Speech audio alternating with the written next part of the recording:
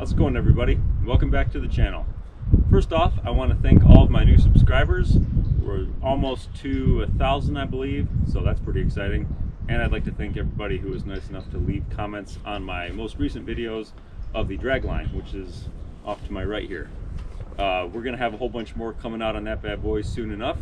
We're doing some work on it, but there's plenty more to come, so stick around. We got some exciting things coming on the drag line here. What I want to get into today is this bad boy right here. Now, for those of you who don't know, I am a contractor here in West Michigan, and as you can see, we got some snow today, and the roads are pretty icy, so we're gonna put this guy to use. Now, I've been in the business for myself over 12 years. We did have a stainless steel V-box sander, and after so many years in service, it was time for an upgrade. So I went and picked up this guy here. This is a 1.8 yard Western Tornado, and it's pretty sweet. So we're gonna get it mounted up on the trusty Super Duty here. We'll go over some of the controls, some of the features. I'll show you how easy it is to use, and we'll go from there. I think we're gonna take it down to one of our properties and show it in action, so stick around.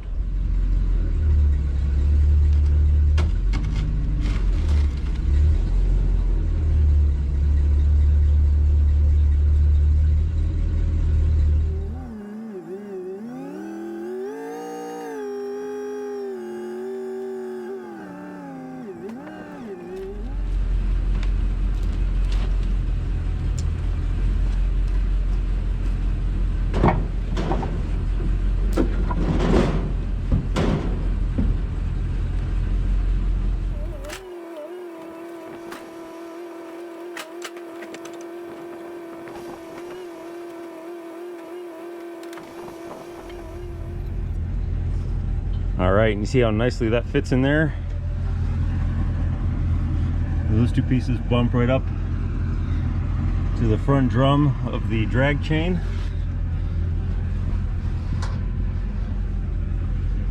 Now is we're going to take the rigging off the crane and we'll hook up the spinner.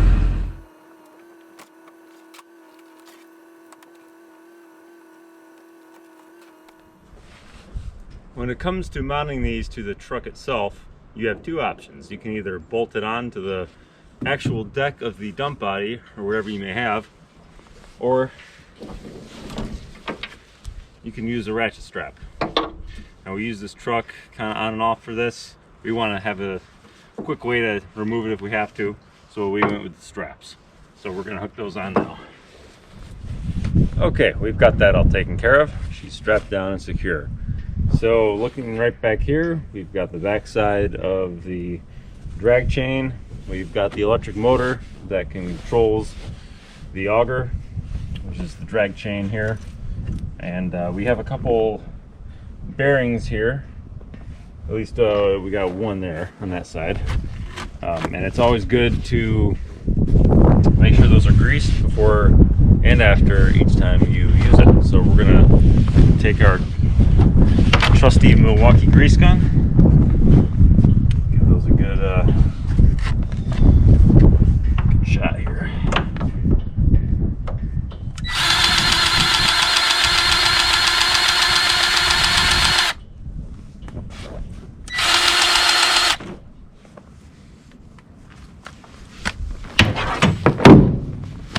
All right. Looking at the controls here on the back, you have this control panel. The harness comes down here, and that plugs into the main wiring harness that goes up to the front of the truck. There's a connection there. We've got a button here, and then we got a button on the other side that you can't see. And when I hold those two together,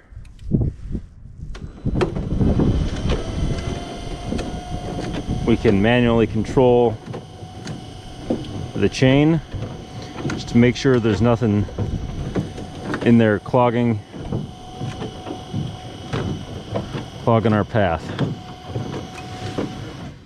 This lever will open and close the chute in the back. So however much you want to come out, you can control it right there. Usually keep that on this setting. So a little bit more than halfway. It's a nice medium, I find. So once you have that set, you can lock it, and that can't move. All right, so now it is time to hook up the spinner. This is the back end of the salter. This is the spinner shaft. Everything is contained right into this unit. It's fairly simple. Motors up here. We got a couple bearings. So we're going to go ahead and grease those now.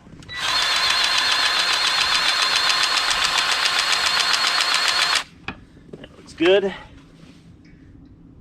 Comes with these handy grease fitting caps. So those are kind of nice.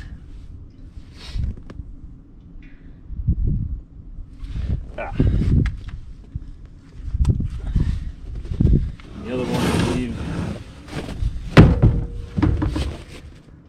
yes, it's right here on the very bottom of the whole unit.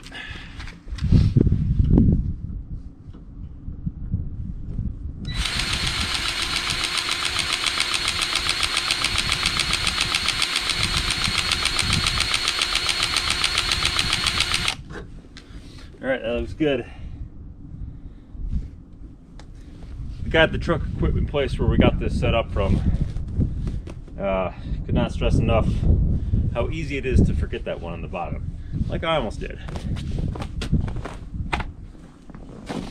But in any event, I think we're ready to mount this on the back of the truck. All right.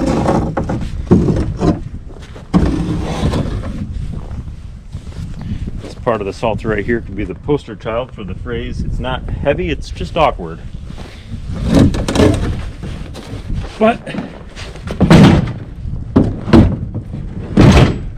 that's it. Not much for one person to do on their own. Makes it really easy when you have to make a repair out in the field, like a drive belt for that spinner. All I gotta do is plug in this pigtail and we are ready to go.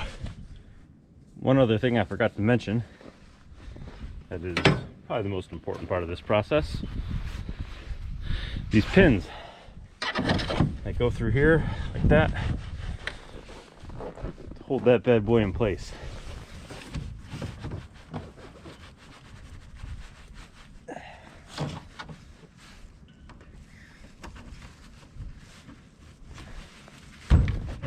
There we go. Get the other side here.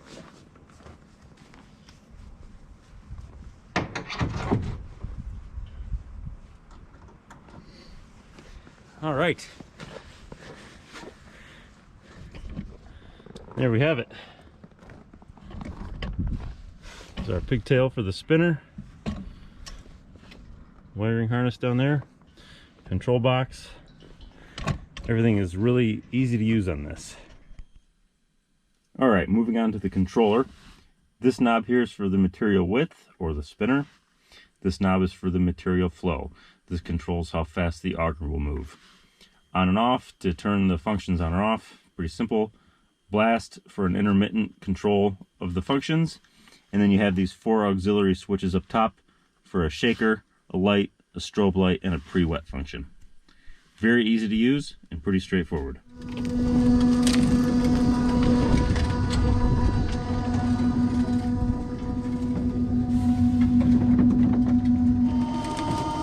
All right, just cranked it up a little bit more. So you can see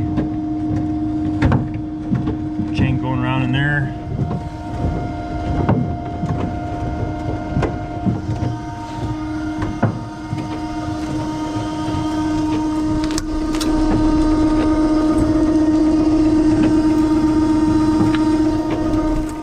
There's where the material comes down. So, unhook that there.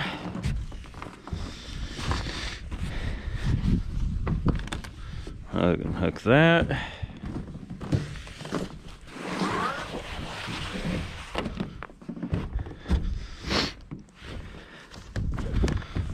Right.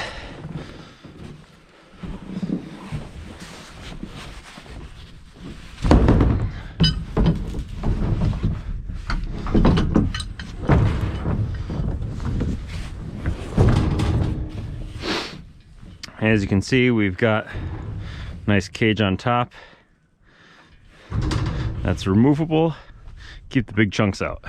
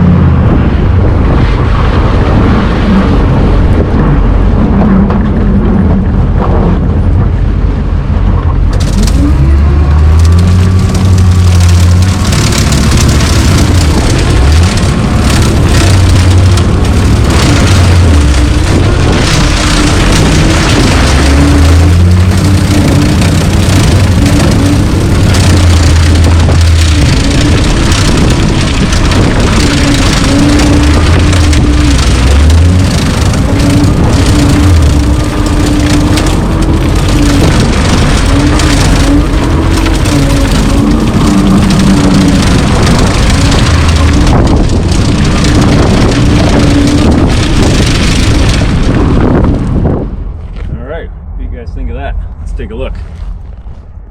You can see after only a couple of minutes, this has already taken effect. So I definitely would recommend this salt spreader to any professional landscaper or anyone in the snow plowing industry.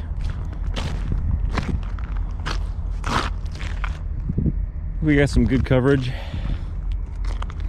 Some parts will start to melt off faster than others, but overall I'm super happy with this thing.